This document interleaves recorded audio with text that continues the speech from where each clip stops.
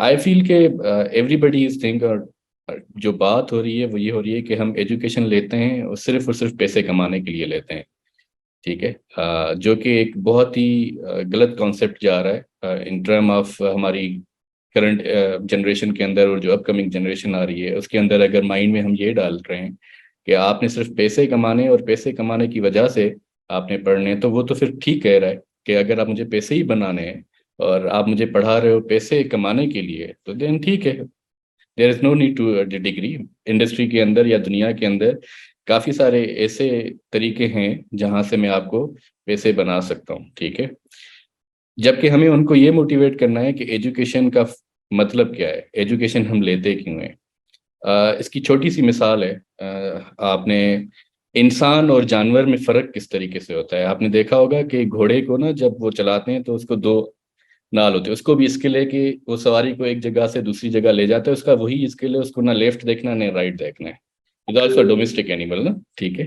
तो आपने इस तरीके से जानवर बनना है और सिर्फ पैसे बनाने हैं, या you have to get knowledge 360 view दुनिया का लेना है, अपने आप को भी पॉलिश करना है, अपने रिलेशंस को भी पॉलिश करना है, और अपनी फैमिली को आगे लेकर के चलना है। मैंने ऐसे लोग भी देखे हैं जिनके पास जो डॉक्टर्स हैं, they are FCPS, they are consultant, but अगर उनसे पूछे ना कि नेशनल असेंबली और प्रोविंशियल असेंबली में फ़र्क क्या होता है, ठीक है, या उनसे पूछें कि हमारे मुल्क के अंदर प्रोविंस क्या है और कैपिटल क्या है, तो दे डोंट नो। बिकॉज उन्होंने हमेशा उस किताब के एक डायरेक्शन में काम किया है, उसके अलावा उनके पास कुछ पता नहीं है। तो पहले तो हमें ये अवेयरनेस देनी है कि एजुकेशन का पर्पस सिर्फ आपको पैसे कमाना नहीं है।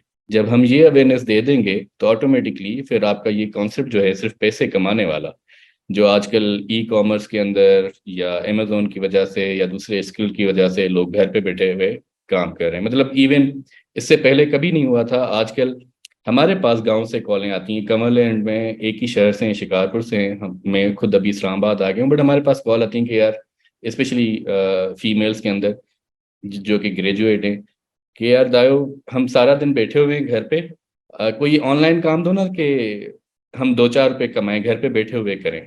तो दे थिंक लाइक दैट कि हम घर पे बैठ के कमा सकते हैं, कि हमने तो कुछ किया ही नहीं है।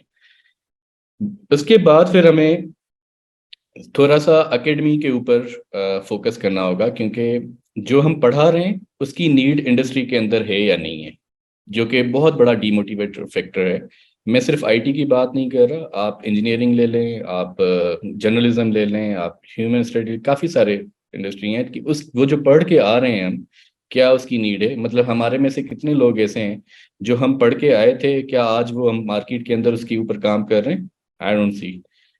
या जो करिकुलम आज पढ़ाया जा रहा है, वन ऑफ द केस हो सकता है कमल आपके केस में वन ऑफ द केस हो सकता है यस।